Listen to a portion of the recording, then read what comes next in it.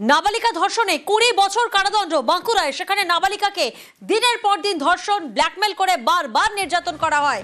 নাবালিকাকে অন্তঃসত্ত্বা হয়ে পড়ায় অভিযোগ দায়ের করা হয়। আর এই ঘটনায় এবার অভিযুক্তকে নাবালিকা ধর্ষণে 20 বছরের কারাদণ্ড। প্রতিনিধি প্রিয়ব্রত এই মুহূর্তে আমাদের সঙ্গে রয়েছেন। প্রিয়ব্রত, আজ আদালতের পর্যবেক্ষণ কি ছিল?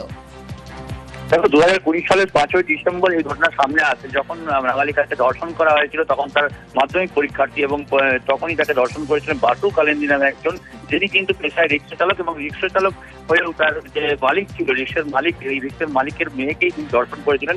এই ঘটনায় তখনই চাঞ্চল্য দেখা দিয়েছিল 2020 সালে, এবং তার পরবর্তীকালে 5 বছর 12 জন সাক্ষী প্রমাণ দেওয়া হয়, এবং তারপরে আজ 20 বছরের সাজা দেওয়া হয়েছে। এবং এই সাজা দেওয়ার পরও কিন্তু যদি অভিযুক্তের পক্ষ থেকে দাবি করছে যে তারা হায়ার কোর্টের আবেদন করবে, কিন্তু এই ঘটনায় খুশি নাবালিকার পরিবার। কেননা যে ঘটনা ঘটেছে সেটা ন্যাক্কারজনক ঘটনা ছিল, এবং যে ঘটনা ঘটনা ঘটার পরেও কিন্তু বারে বারে ব্ল্যাকমেল করে আবার ধর্ষণ করা হয়েছে, এবং বারংবার ধর্ষণের পরেই কিন্তু ওই নাবালিকা অন্তঃসত্ত্বা হয়ে পড়ে। তখনই ঘটনা সামনে আসে, নচেত কিন্তু এই ঘটনা সামনে আসতো না। এবং পরবর্তীকালে তার অভিযোগ নাবালিকার পরিবারের পক্ষ থেকে বাঁকুড়া সদর থানা, বাঁকুড়ার যে মহিলা থানা রয়েছে সেখানে অভিযোগ করা হয়, এবং তার পরবর্তীকালে পরের দিনই বাসু কালেন্দি তাকে গ্রেফতার করা হয়েছে, এবং দীর্ঘদিন পর সাজা ঘোষণায় খুশি পরিবার সহ বাঁকুড়া জেলা মহল।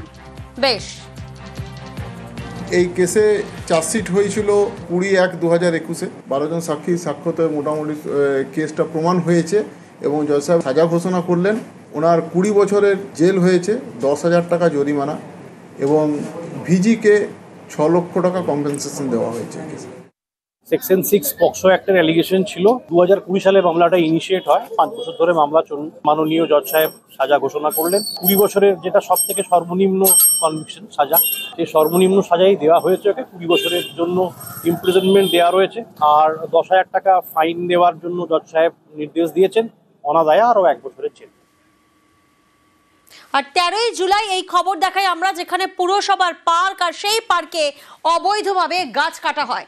নিউজ 18 বাংলায় এই খবর সম্প্রচার হওয়ার পরে গাছ কাটায়, আর তারপর অশোকনগর কল্যাণগড় পুরসভাকে নোটিশ দিল বন দফতর। প্রতিনিধি জিয়াউল এই মুহূর্তে আমাদের সঙ্গে রয়েছেন।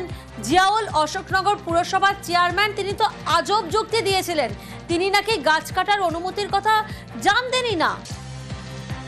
একদম, দেখো, অশোকনগর কল্যাণগড় পৌরসভা পরিচালিত মিলিনিয়াম সায়েন্স পার্ক, সেখানে দেখা যাচ্ছিল একের পর এক গাছে কোপ পড়েছে, এবং বেশ কিছু গাছে মোটা ডাল সেখান থেকে কাটা হয়েছে। কিন্তু যারা কাটছিলেন তাদের স্পষ্ট দাবি ছিল পৌরসভার চেয়ারম্যান সেই পারমিশন দিয়েছেন, সেই জন্যই সেই গাছ কাটছিলেন। কিন্তু সেই সময় পৌরসভার চেয়ারম্যান বলেছিলেন যে তিনি জানতেন না ব্যাপারটি কে বা কারা গাছ কেটেছে। ইতিমধ্যে এই খবর নিউজ 18 বাংলা সম্প্রচারের পরেই এবং তারপরেই কিন্তু বন দপ্তরের আধিকারিকরা ঘটনাস্থলে যান, এবং সেখানে গিয়ে তাদেরকে নোটিশ ধরান কেন কার পারমিশন। তার কারণ পৌরসভার ভাইস চেয়ারম্যান তিনি স্পষ্ট করেছিলেন যে পৌরসভার বন দপ্তরের অনুমতি নিয়েই তারা গাছ কেটেছে, কিন্তু কোনো পারমিশন তাদের কাছ থেকে নেওয়া হয়নি, সেটাও কিন্তু বন দপ্তর নিচ্ছেন বলে। তারপরেই কিন্তু সেই খবর দেখায় নিউজ 18 বাংলা, এবং তারপরেই পৌরসভার চেয়ারম্যানকে নোটিশ দিলেন অর্থাৎ কেন গাছ কাটা হলো, কার পারমিশনে গাছ কাটা হলো। ইতিমধ্যেই কিন্তু পৌরসভার চেয়ারম্যান তিনি স্পষ্ট করেছেন যে তিনি ঘটনাস্থলে গেছিলেন, কিন্তু কোনো গাছ বা গাছে গোড়ায় কোপ পড়েছে তিনি দেখেননি। বেশ কিছু ডাল কাটা হয়েছে, এবং সেই ডাল কাটলেও যে বন দপ্তরের পারমিশন নিতে হয় সেটা তিনি জানতেন না। ফলে ইতিমধ্যেই নোটিশ দেওয়া হয়েছে বন দপ্তরের পক্ষ থেকে। ফলে সেই নোটিশে তিনি জবাব দেবেন, কেন গাছ কাটা হয়েছিল, কে কাটছিল, সবটাই জানাবেন, এমনটা কিন্তু পৌরসভা চেয়ারম্যান জানিয়েছে। যে কোনো ছোটো ডাল কাটতে গেলে মানুষ হয়, সেটা জানা ছিল না। তো আমি বললাম যে নিশ্চয়ই যদি সেরকম নিয়ম থাকে আমি মানতে বাধ্য। আপনাদের নিয়মে যে আপনারা যা করা তা আপনারা করুন। এত যে বড় গাছ কাটানি হবে আমি ধারণা ছিল না, যা হয়ে গেছে। এখন আমি নিশ্চয়ই আরও সাবধান হবো। আমরা কিন্তু দেখলাম সেখানে গাছ কাটাও হয়েছিল। দেখুন, আমি কিন্তু যেখানে বসছিলাম সেখান থেকে যেটুকু গিয়েছিলাম ডাল কাটি দেখে এসেছি, গাছ কাটা দেখিনি আর কি।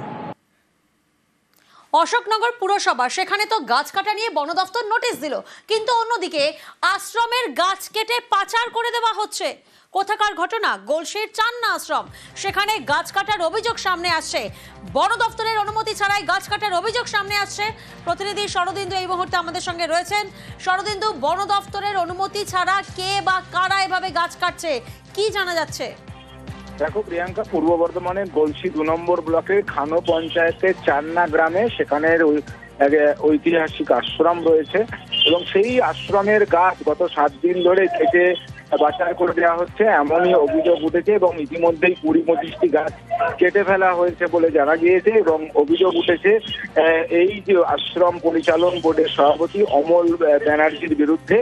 এবং তিনি যেটা জানিয়েছেন যে গাছ কাটার কথা তিনি স্বীকার করে নিয়েছেন, তবে তিনি বলেছেন যে বোর্ডের সিদ্ধান্ত অনুযায়ী এই গাছ কাটা হয়েছে।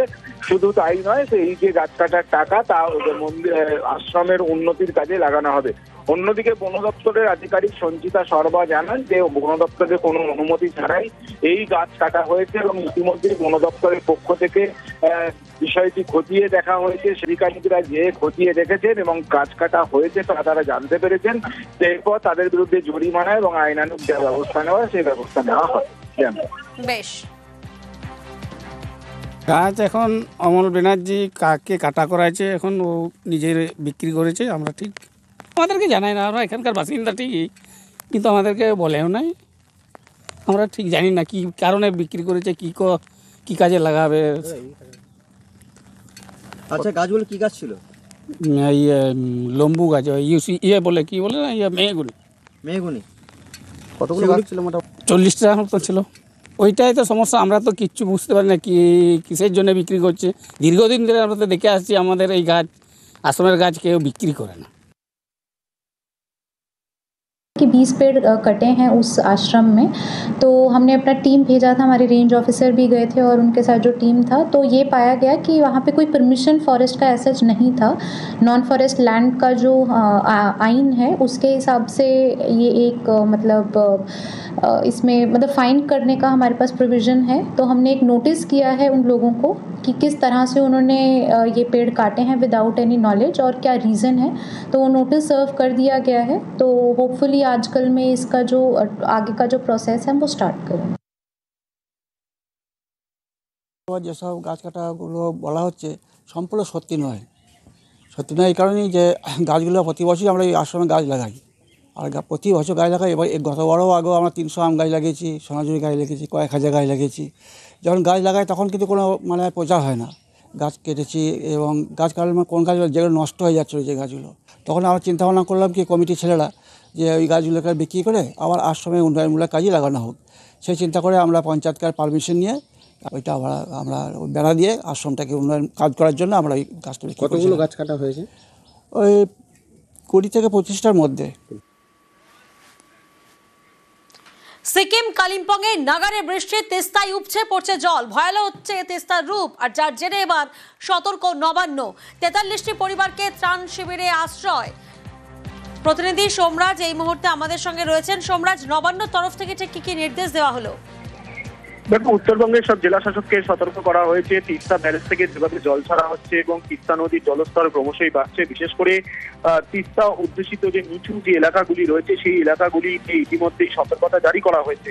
যেটা নবান্ন সূত্রে জানা যাচ্ছে, ইতিমধ্যেই মালবাজার ব্লকের বাগরাকোট গ্রাম পঞ্চায়েতের 43টি পরিবারের 167 জনকে একটি ফ্লাড শেল্টারে নিয়ে যাওয়া হয়েছে। তার কারণ তিস্তা ব্যারেজ থেকে জল ছাড়ার দরুন তিস্তার পাড়ের সংলগ্ন এলাকা তোটগাঁও গ্রাম সেই গ্রামের একাধিক এলাকা প্লাবিত হয়ে গেছে এবং সেই কারণেই ওই গ্রামের 43টি পরিবারের 167 জনকে ইতিমধ্যেই ফ্লাড শেল্টারে নিয়ে যাওয়া হয়েছে। পাশাপাশি তিস্তার জলস্তর বাড়ার দরুন যেটা নবান্নের তরফে আশঙ্কা করা হচ্ছে, জলপাইগুড়ি সদর এবং ময়নাগুড়ি ব্লকের নিচু এলাকাগুলি প্লাবিত হতে পারে। এছাড়াও মেখলিগঞ্জ এবং কোচবিহারের হলদিবাড়ির কিছু নিচু এলাকাও প্লাবিত হতে পারে। তাই এই জেলাগুলি জেলা শাসকদেরও সতর্ক করা হয়েছে নবান্নের তরফে। উত্তরবঙ্গের পাশাপাশি দক্ষিণবঙ্গেও একাধিক এলাকায় বৃষ্টিপাতের পরিমাণ গত 24 ঘন্টায় খুব বেশি ছিল, অতি ভারী বৃষ্টি হয়েছে। সেই কারণে দক্ষিণবঙ্গের জেলা শাসকদেরও সতর্ক করা হয়েছে। নদীর জলস্তর যেভাবে বাড়ছে তা নিয়েও সতর্ক করা হয়েছে। তবে এটাও বলা হয়েছে যে নদীর জলস্তর এখনো ঠিক রয়েছে, কিন্তু ক্রমাগত যাতে নজরদারি চালানো হয় সেই নির্দেশে দেওয়া হয়েছে দক্ষিণবঙ্গের জেলা শাসকদেরও। বেশ।